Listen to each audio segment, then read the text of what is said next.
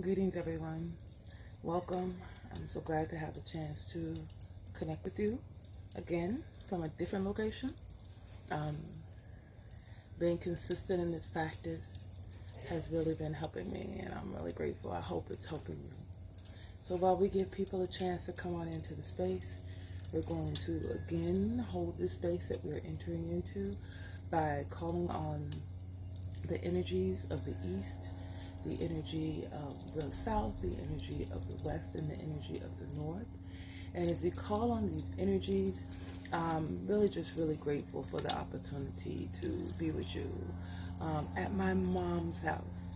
So, sitting on this back porch, um, I did a lot of work over the last year in this space. In fact, it's been a year. It's been a year since I first got here. In fact, I was on my way from Baltimore on the train this day, a year ago. So, sending greetings to the replay visitors, sending greetings to anyone who will connect via YouTube. What a day, what a day. Today is a really special topic, and it's personal, and it is hard. But on the journey to wholeness, I would be remiss if I didn't talk about the relationship of atonement and forgiveness. An acknowledgement, atonement, and forgiveness. There's a whole little process, right, around that work of a real apology, right? We call it a real apology. Many of us, we want to know, we want to feel like it's a real apology. And so we get here. I knew we would. I knew we would land in this place around forgiveness after we've journeyed through safety and trust and deserving of love and being supported and having courage and using the will and being aware. Like, we've talked about all these very personal things, right? But there's, we've started getting a little bit more as we gotten into the energetics on day 11, a frequency. And we dealt with the energy of choice yesterday, that I would be remiss.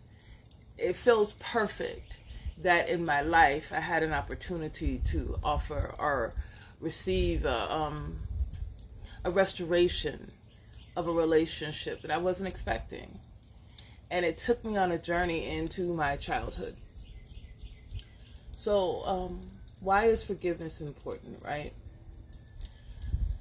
It's a knot. It's another knot that we carry inside of ourselves. Many of us don't even realize how many pain points we're carrying in ourselves. In fact, other people can tell, other people can oftentimes see our knots. Many times we have our knots, but we believe that, they're perfectly justifiable to keep our knots, to have our knots, to defend our knots, to be sensitive about our sensitivities. And it's why forgiveness becomes really hard. What happened is that on my journey, there have been a lot of things that I have forgiven, but there have been things that I have not. There have been things that I have absolutely been like, nope, don't do them, that's it, that's all. Nope, I don't do them, that's it, that's all. That's how I carried it. And as so moment in my own life for things that I'm aware of may have caused harm or did cause harm. I won't even say may have, they did. Minimize my impact. I did things that caused harm. This is a scenario where I felt like I absolutely didn't do a thing to cause this harm, to create the scenario. I didn't do anything to create this scenario. And this scenario came upon me. Like, why are you coming at me with all of this right here, right? And this was something that I engaged with this person from years before that happened, and it was traumatizing. And I didn't even realize until just yesterday, as I began exploring the relationship between atonement, which starts with acknowledgement, acknowledging the harm, atoning for the, asking for forgiveness, that whole process. This person triggered something in me that I didn't even know was a trigger. I didn't know I had been triggered. I didn't know.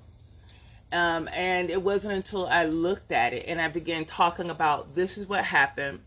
And I just wrote out, it brought up stuff from my childhood. Hello, orange butterfly. Hello, orange butterfly. I'm outside of my mama's house in the backyard. And it's like, I love it out here. There are cardinals and there's beautiful orange butterflies floating by. And the bees are, collecting pollen from the little flowers. It's beautiful. But back to the story. I said it brought up some stuff from childhood. And I'd never thought about why I rejected that person so soundly in my adulthood. I rejected them. I was like, I don't, And it was so strong. It was a visceral reaction. So I wrote out that it charged me in childhood, but I was willing. Willing. We talked about being willing. We talked about having courage. I unblocked them.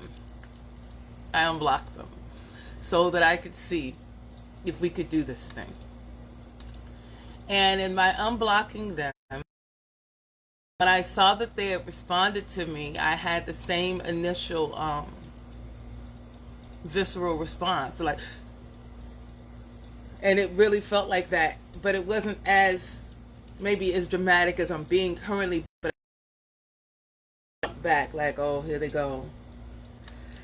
And their words were very clear. There was no tone on it of maleficence, no tone on it. Nothing about their words felt dismissive.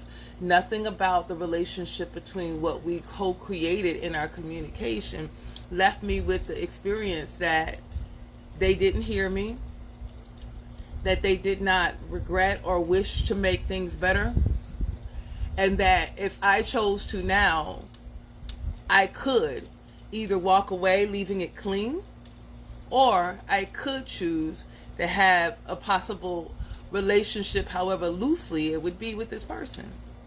But again, it was my choice, but it started with acceptance of their words. And so this morning I found myself on this journey into my childhood, and I began to think about how I recoiled from the dozens and the bickering and the talking about each other. I recoiled from it. There was something about it that was absolutely abhorrent to me as a child. I couldn't do it. A lot of people did it. It wasn't me. I wasn't one of those. I would avoid it at all costs. Don't do that to me. I wasn't good with those words. Like, I'm good. I love words, but those words should tear people down. I wasn't good with them, and it hurt. And then I thought back even further to being, I guess I had to have been 5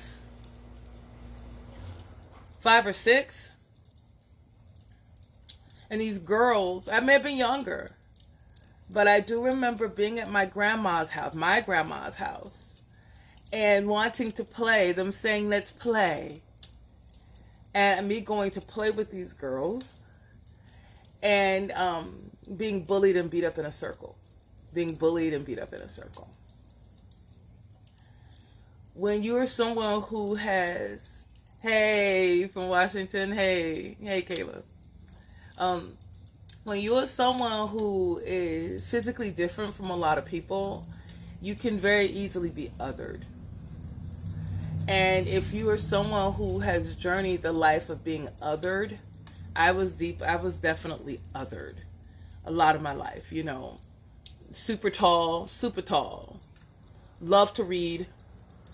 And when I say super tall, we're talking 70s baby. I was born in the 70s. So as a 70s baby, there weren't a lot of super duper tall girls who were super sweet. And like, I fought my cousins like nobody's business. I fight the hell out of my cousins. I ain't had no choice. We went together, and they got it all. And I also, as I got older, I would fight. I would fight. Like in school, they would do something and I would black out. My cousins would say, man, something would, you would get this look over your face and you would turn into this whole other person. So I had to fight. I had no problem with fighting. But I also knew that my fighting was, it brought out a part of me that I didn't like. It brought out a part of me that could potentially harm someone deeply. I remember the first time I experienced the possibility of harming someone who I love because I had quirked, I had left it.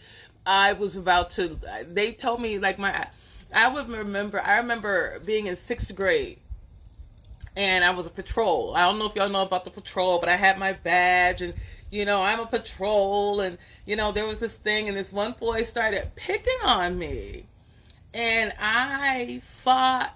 I don't even know what happened. All I know is I was like, he got in front of me and pushed me.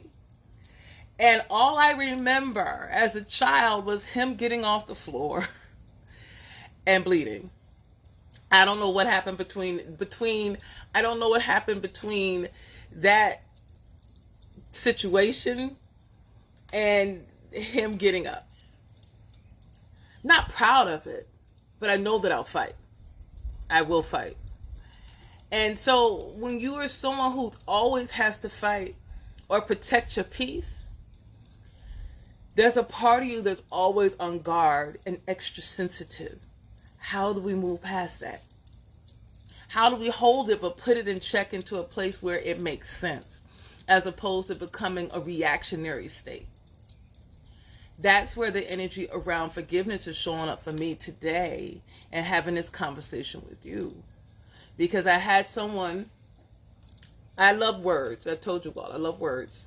And I had someone who, in words, bullied the hell out of me, like years ago. And they weren't even, there's in capoeira, I don't know if any of you know anything about martial arts. I love martial arts. I'm a martial artist, believe it or not. Capoeira Angola. And in capoeira, there's a saying that goes, the person who gives the rasteira, which is the trip kick, the sweep kick, the person who dá rasteira, nunca lembrança. They never remember. The person who receives the rasteira, ele que recibo. Ele que reciba nunca, I can't remember the word for forget. They never forget. When you never forget the harm that's done while the other person doesn't even recognize it as having been harmed. That's what I was dealing with in the conversation. Someone who did not remember that or realize it had been harmed. And when I started working through Braveheart, you're amazing. You're amazing, and it's important that we know how to protect. And we talked about that yesterday on choosing. We have to know how to protect ourselves, right? We do.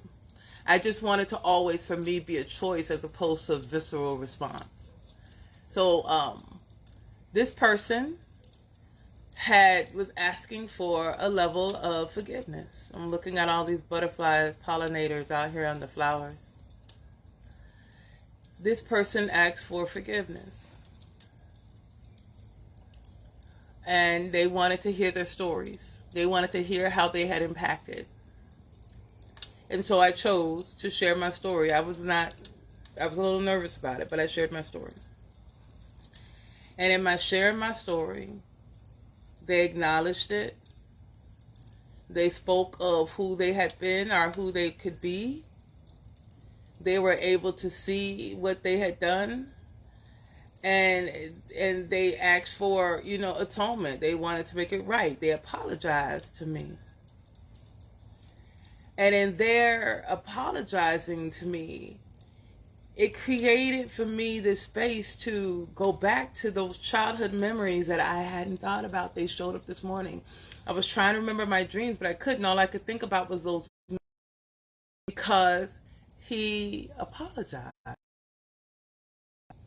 And in that apology, I feel like I received the freedom from things that had been impacting me that I didn't even know.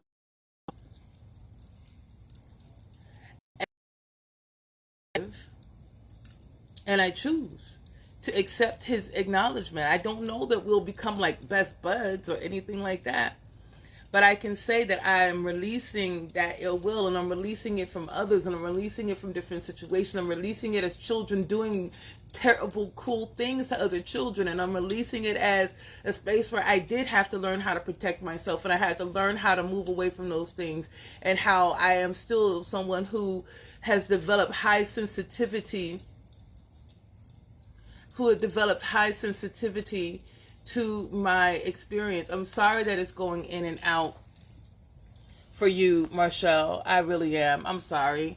I'm using the internet at my mama's, and I'm using my Wi-Fi, and so I'll post this from my other video. So thank you for letting me know if it's not coming, that it's going in and out. Please check it out on YouTube. I will download the video there. I will upload the video to YouTube.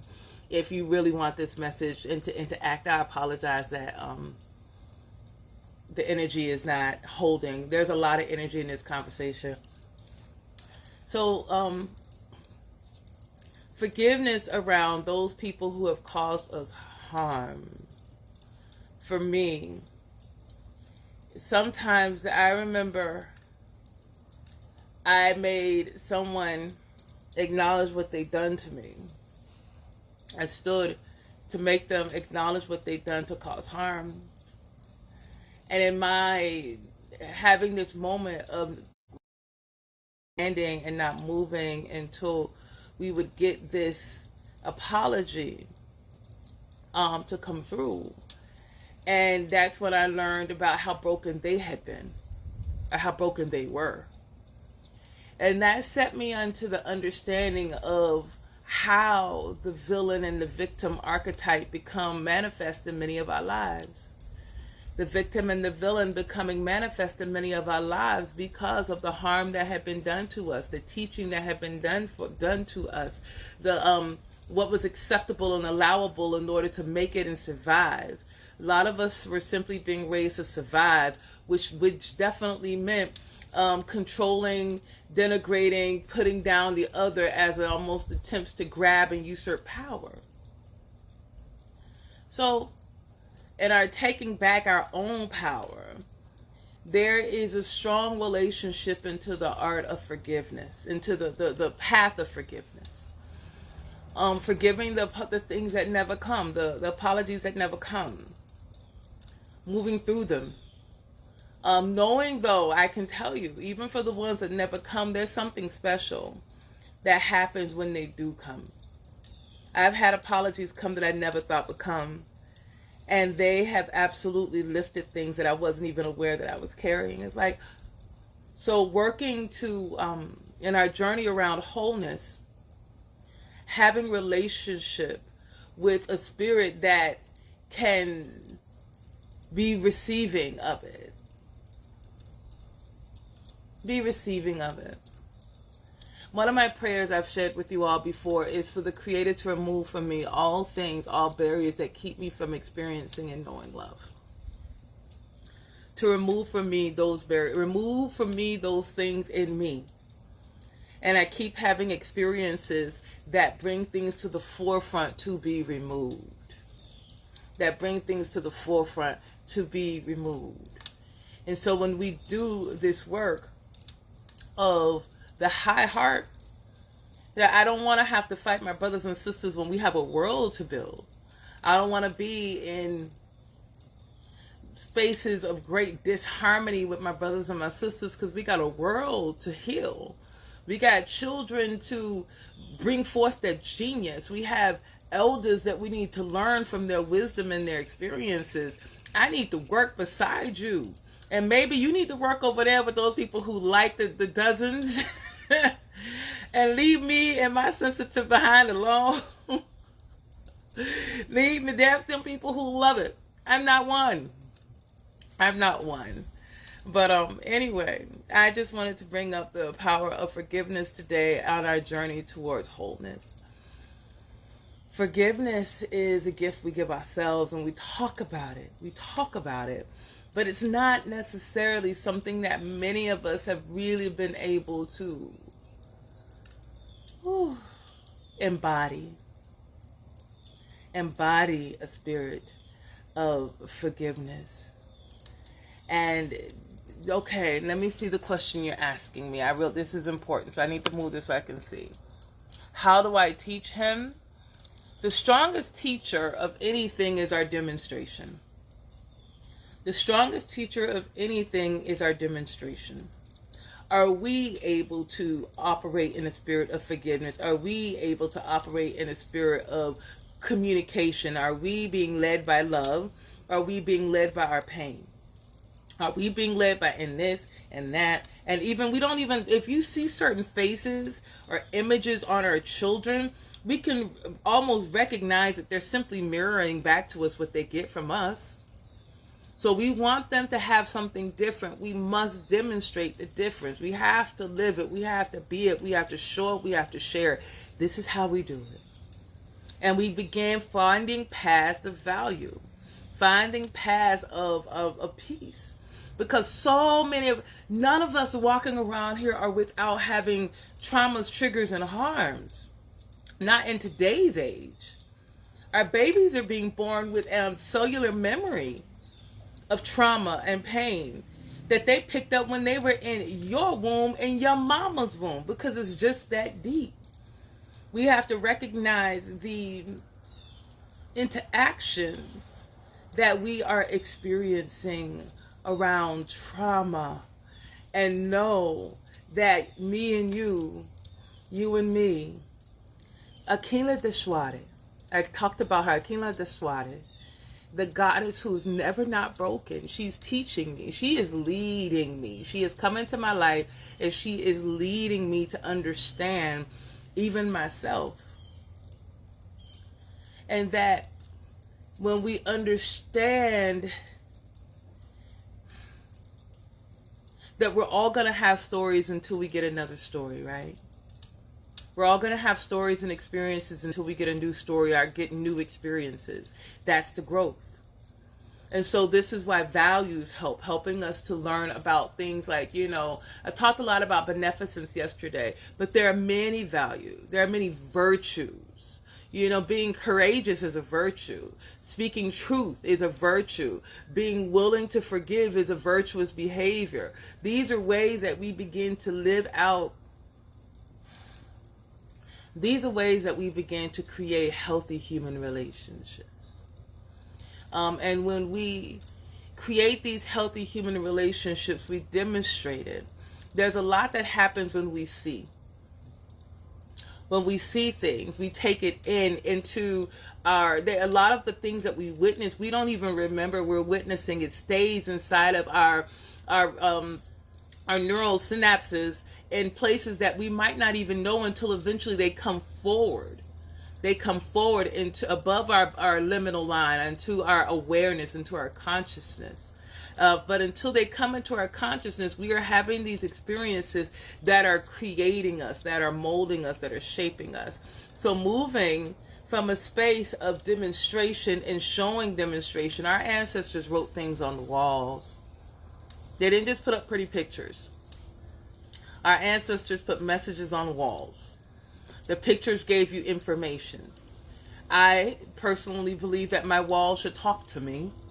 I don't know if that's something that will help you with valuing and having virtues that begin to lift you and guide you in deeper and more profound ways.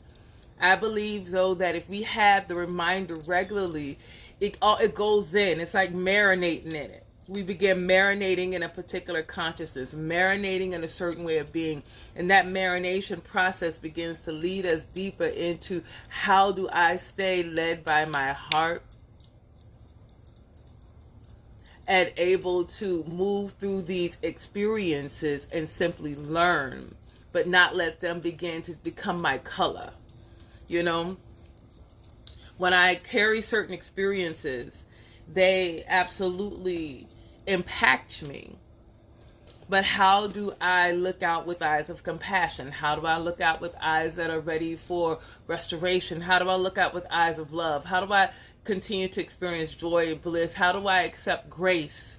How do I work in the spirit of grace? All of these are ways in which I choose to see the world. They're my perspectives, and they end up giving me deep value.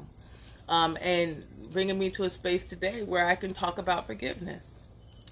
I definitely forgive this person. I do. They had no clue the impact on me. They had no clue that I've been carrying this impact from them. I was carrying it, though not them.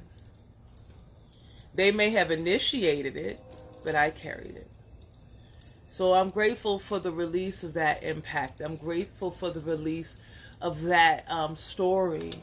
I'm grateful to have them acknowledge that this happened and this is what it did to me, and I carried that. And that they're able to hear, see, feel, and give respect and honor to it. I wasn't expecting that. You may not get it.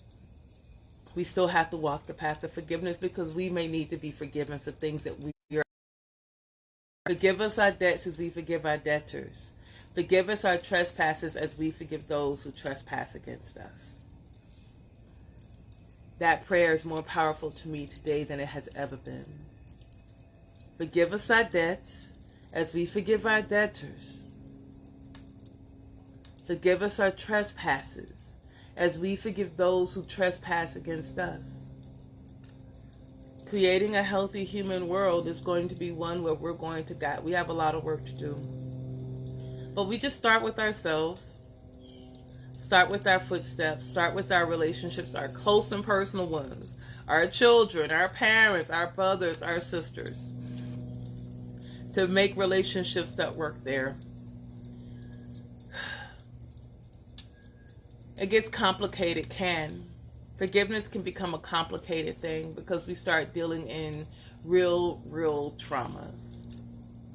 And I'm not one to tell you when to offer that forgiveness. It took 20 years and, I want to say it took 10 years or so between the time that this incident happened and me working through forgiveness and even working into those childhood memories of offering forgiveness. I've had to go back there.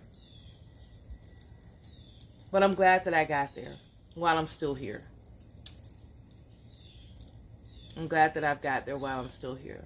So I say a prayer that you will find your way into that space of forgiveness so that you can remove that energy off of you at some point while you're still here, while the person is still here, if there's a chance for it. If there's a chance for it. Forgiveness is very powerful. And a strong and a vital part of our wholeness, being whole. You can be whole and not forgive. You can be whole and not forgive. It's just a frequency that you carry. They're unforgiving. So no one crosses you. Because that's how you carry it. I don't know your purpose. You may be one who that is part of your purpose. To be one, You cross is cross and that's it. I'm good. I believe in forgiveness, and so I bring that to the table. It is one of the most powerful things that we can do. We may not be aware of the other person's story or their pain. That bully, that victim, the villain-victim dichotomy. I'm someone who's heard people's stories. The more I've heard the more it opened me up into the space of forgiveness. So, I could keep going.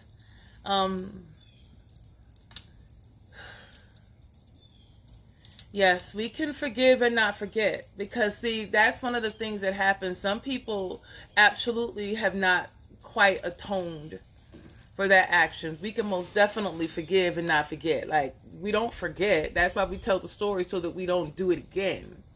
A lot of people want us to move on. If you forgave me, stop talking about it. Child, please. I've had to listen to my children tell me repeatedly about the things that I did that harmed them. And all that I could do is say, I'm sorry again, and give them hugs. I'm sorry again, and give them hugs. I'm sorry, and give them hugs. And let them know, have I demonstrated that again? No. Have I been this person to you again? No. Us having stories. Let me tell you what you've done and how it's impacted me. I'm sorry if the light is getting really bright. It really is. In this one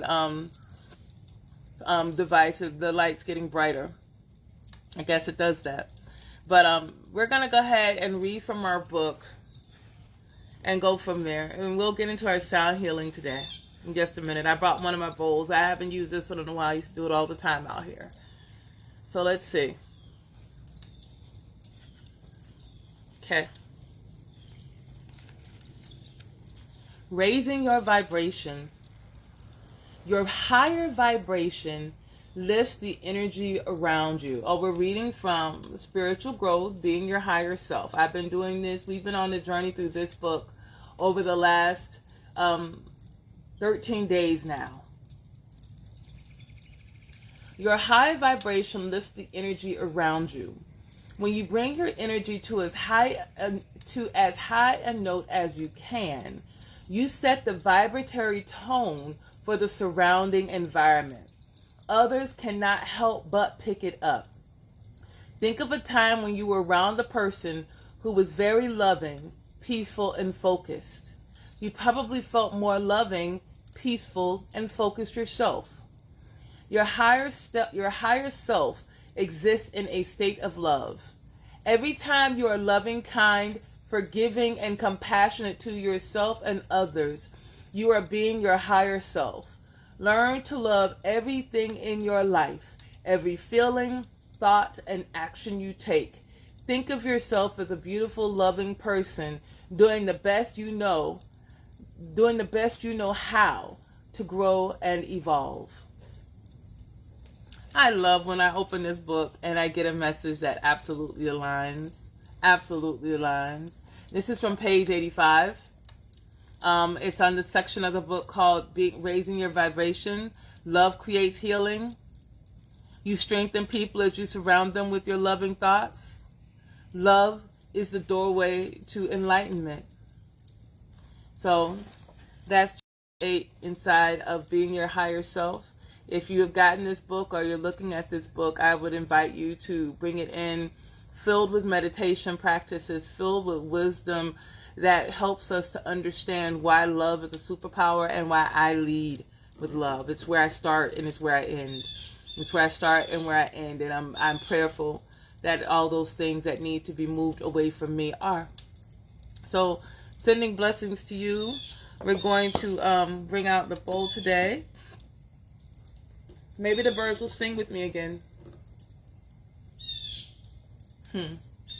I used to be out here every day at the beginning of the pandemic before I moved and had to go on a whole journey to Tallahassee. It was wild. So brothers and sisters, don't forget to subscribe on YouTube. It matters. Don't forget to like and share and follow. And if it moves your spirit, I appreciate your donations. I do. Thank you so much.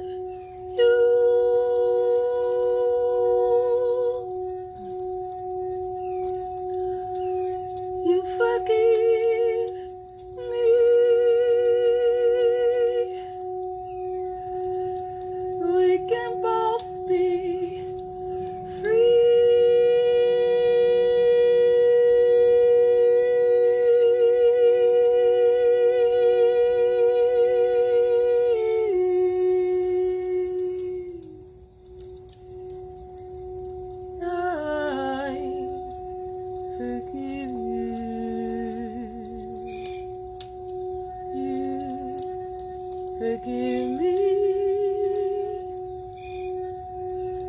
I forgive you.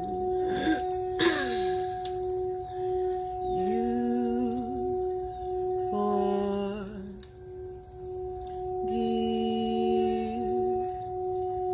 me.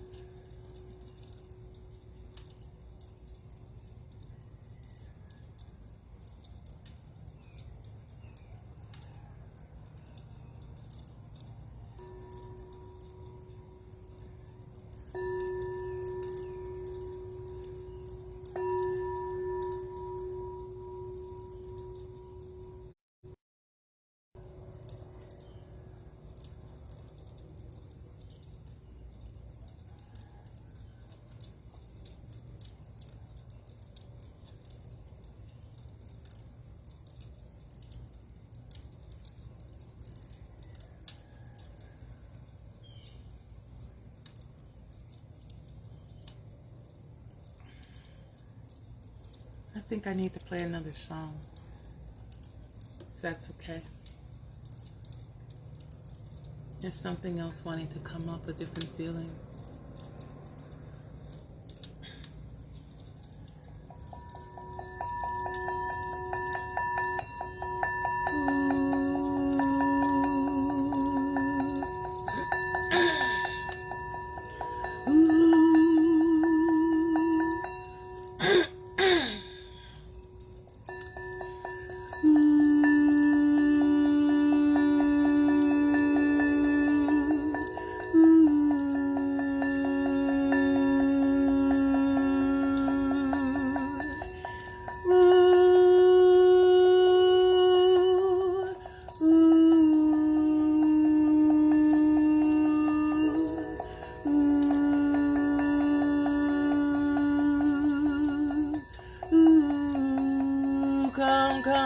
Come to the table. Come to the waters. Come, lay it down. Lay it down, be blessed by the waters. Come to the table. Come to the waters. Lay it down on the table. Lay it down at the table. Come to the waters, the healing waters. Come to the waters, we can all be clean. Come to the waters, the healing waters, so that we can all be clean. Come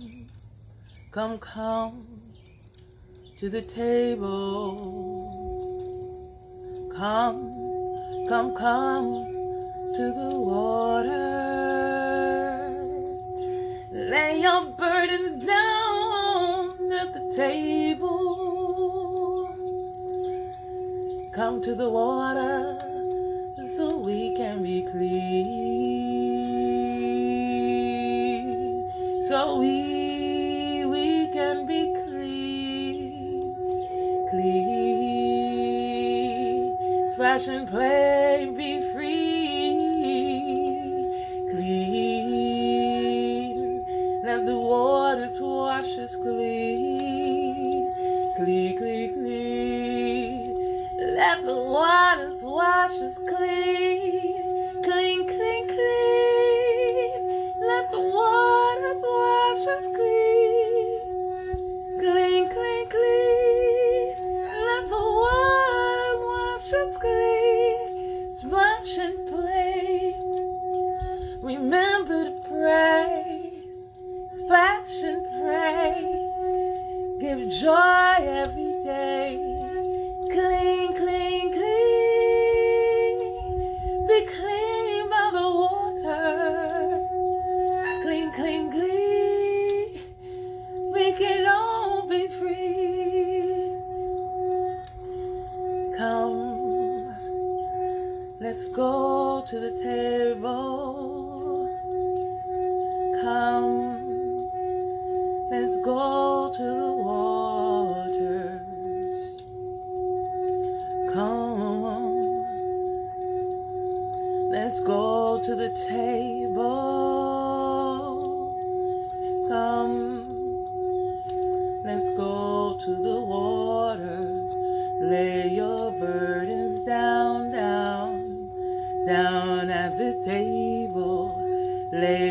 burdens down, down, down at the table. Lay your burdens down, down at the table. Lay your burdens down, down at the table. Let's run and skip to the water so we can all be clean. Let's run and play in the water. Remember when we were free? Go and play in the water, splash and let it come down. Play in the water, play in the water, play in the water, so we can all be free. Play in the water, play in the water, play in the water, so we can all be clean,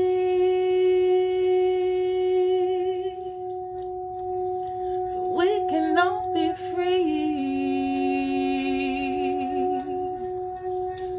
so we can all be clean.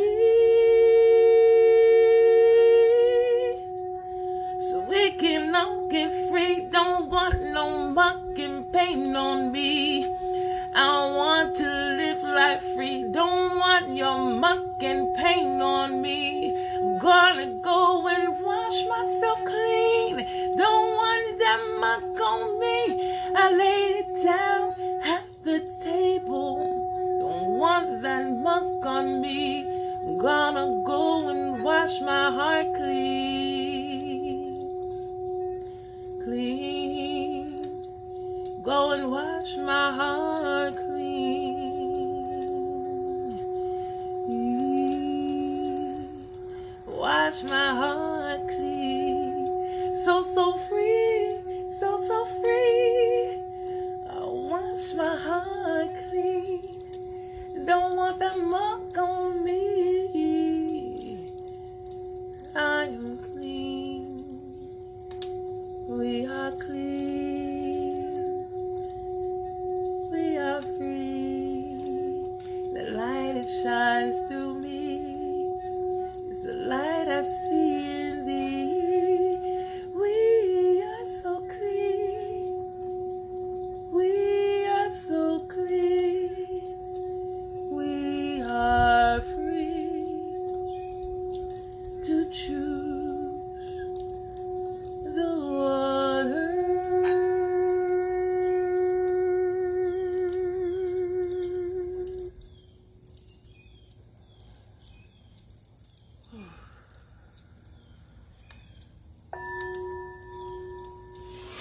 Okay. All right, brothers and sisters. I feel complete. We're doing deep work here in our wholeness journey. Our own, our ancestors, the work of people who we are in sacred union with. One grid, one earth, we're all on it. We're all on this one earth, impacting the energy. So I thank you for, I'm watching the butterflies play with each other.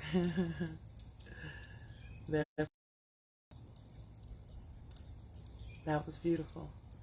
So thank you all for coming in and staying in this space with me.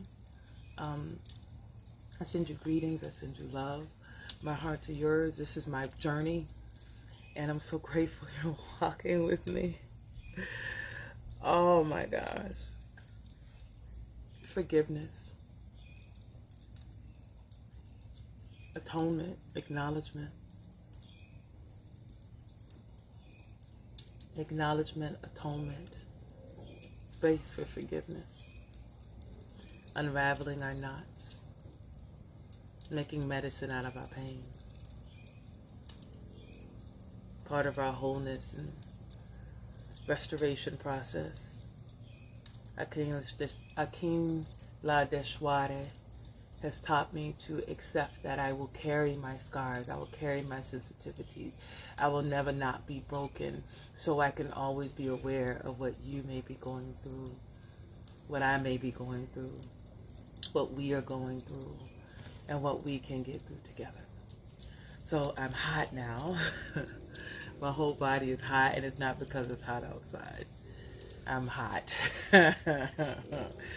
I appreciate when I feel it in my cells all over. Yeah, I feel it all over. So forgiveness.